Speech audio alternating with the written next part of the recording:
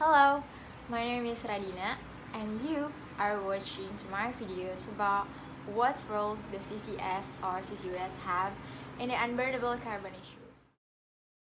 The concept of unburnable carbon points out that non-fossil fuel cannot all be converted to carbon dioxide that is emitted to the atmosphere, burned, or otherwise, if the world is to avoid dangerous climate change. In most studies, this dangerous level is deemed to be a reasonable change of peak global average surface temperature rise of more than 2 degrees Celsius. In this context, the term standard assets or unburnable carbon has been used to indicate any reserve surplus greater than a given carbon budget. Therefore, this term refers to the amount of fossil fuel that cannot be burned in a mitigated climate change scenario. For instance, the International Panel on Climate Change, or IPCC, says cumulative emission must be no more than 1,300 billion tons of carbon dioxide or gigaton carbon dioxide after 2011 for a 50-50 chance of staying below 2 degrees Celsius. This is much less than the 3,683 gigaton carbon dioxide that will be released if all fossil fuel reserves were burned, leading to the concept of unburnable carbon. An influential paper published about 2016 found more than 80% of coal reserve, 30% of oil, and 50% of gas is unburnable if the world is to avoid warming of more than 2 degrees Celsius. This paper also said that CCS made little difference to the share of fossil reserve. They will be unburnable. Carbon capture and storage, or CCS, is a technology aiming at separating, transporting, and permanently storing carbon dioxide underground in order to avoid its emission into the atmosphere. CCS is often argued to be a key technology for the decarbonization of the global energy system and can be applied to both power generation and industrial production. For the industrial sector in particular, when material or process replacement is not technically or economically feasible, CCS is currently the only technology able to drastically reduce carbon emission. Unburnable carbon has been recently investigated by a number of sources, some of which have been reported in this table, summarizing overall reserves and unburnable and burnable carbon for different time frames. In all the reported reference, unburnable carbon is between 49% and 80% of overall reserve. A prominent example is the World Energy Outlook 2012, which estimates overall reserves to be equal to 2,860 gigaton carbon dioxide. Without CCS, less than a third can be burned in the 2DS. This finding is based on the IEA assessment of global carbon reserves, measured as the potential carbon dioxide emission from proven fossil fuel reserves. Almost two-thirds of these carbon reserves are related to coal, 22% to oil, and 15% to gas. Although IEA considers CCS as a key option to mitigate CO2 emission, it also highlights the uncertainty regarding its pace of deployment. Fossil fuel consumption with and without CCS. The selected technology scenario include the full technology scenario, or voltage, the conventional solution scenario, or CONV, and the scenario without CCS, or no CCS.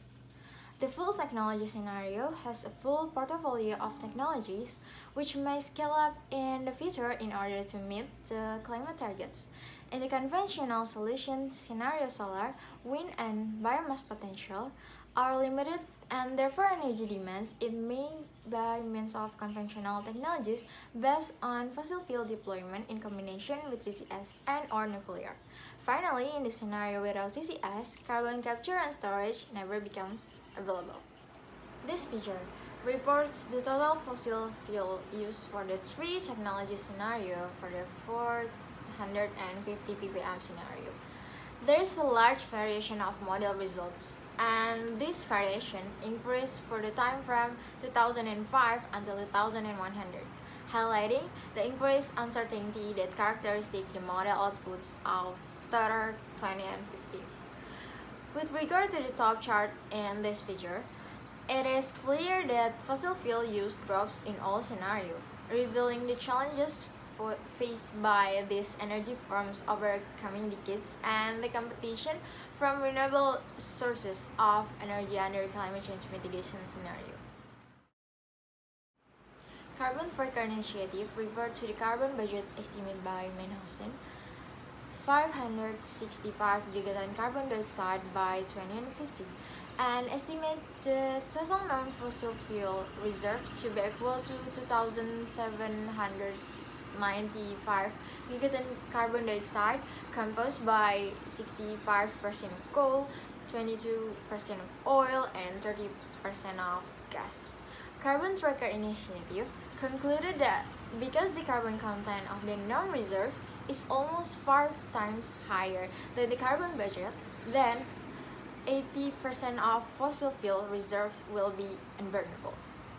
In a second report on the topic, the carbon budget is higher 900 gigaton carbon dioxide for an 80% probability to stay below 2 degrees Celsius and 1075 gigaton carbon dioxide for a 50 probability, as greater reduction in non-carbon dioxide emission have been assumed.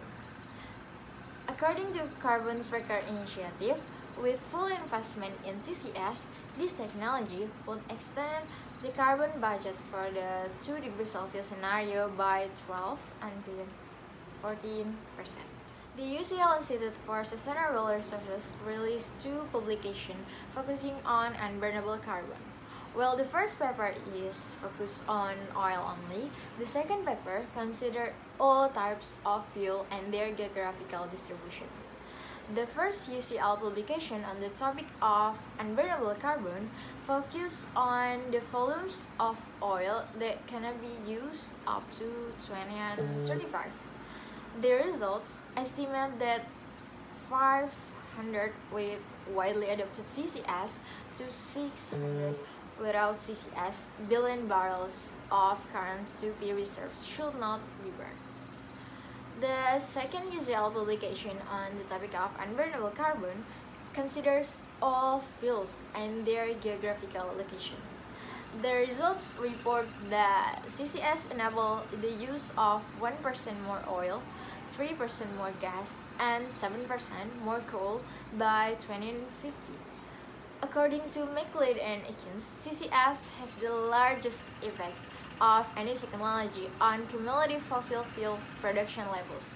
However, its effect before 2050 is modest because of its cost, late introduction, and maximum rate of consumption. Finally, the International Panel on Climate Change, or IPCC, as part of their fifth assessment report, made an open call to public energy projection coming from various integrated assessment models. The results discussed in this report are drawn from integrated assessment models, or IAMs.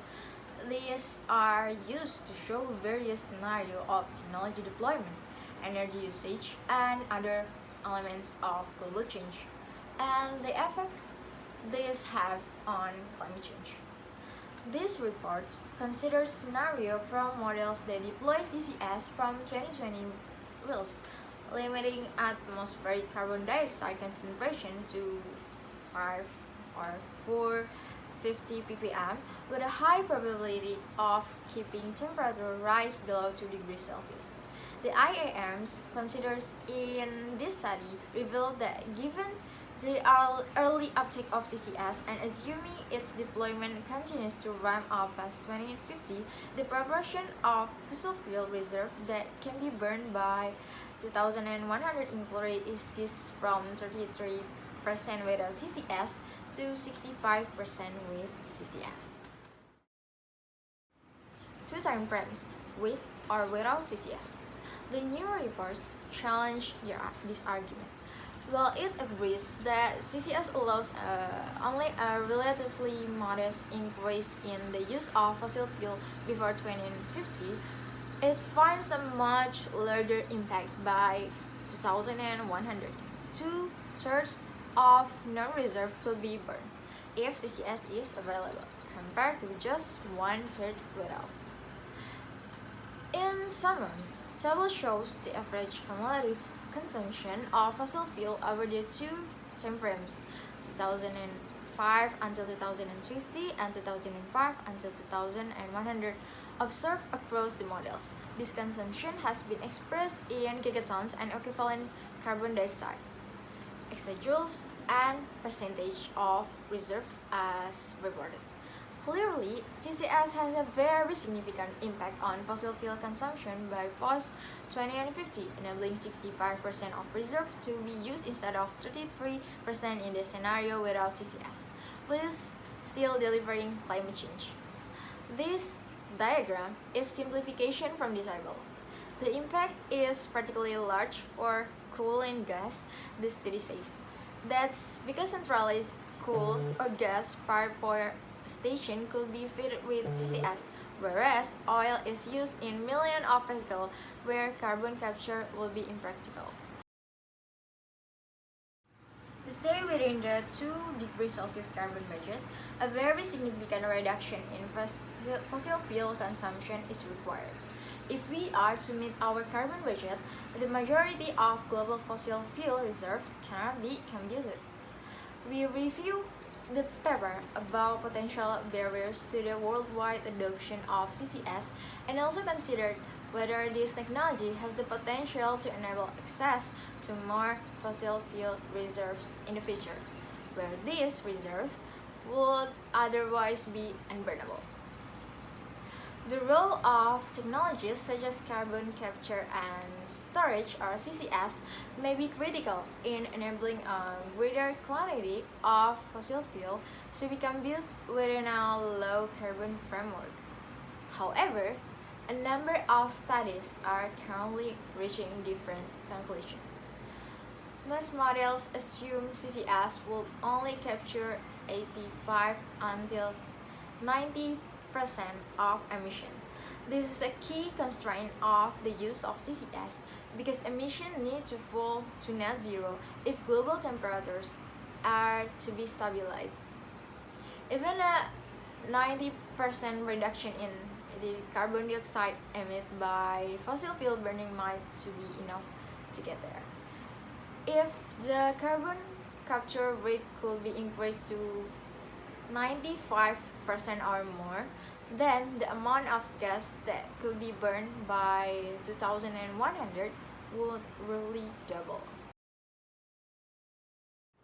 Some portion of fossil fuel reserves is unburnable in scenario where climate change-induced warming is limited to a reasonable change of temperature rise less than 2 degrees Celsius. CCS is an important technology which needs to be implemented globally alongside alternative low-carbon sources such as renewable energy if climate targets are to be met in this century. So, what role does CCS or CCS have in the unburnable carbon issue? First one, with full investment in CCS, this technology would extend the carbon budget for the 2 degrees Celsius scenario by 12 until 14%. 2. CCS have a great potential to enable the use of 1% more oil, 3% more gas, and 7% more coal by 2053. The proportion of fossil fuel reserves that can be burned by 2100 increases from 33% without CCS to 65% with CCS. Thank you for your attention. My name is Radhina Zahra.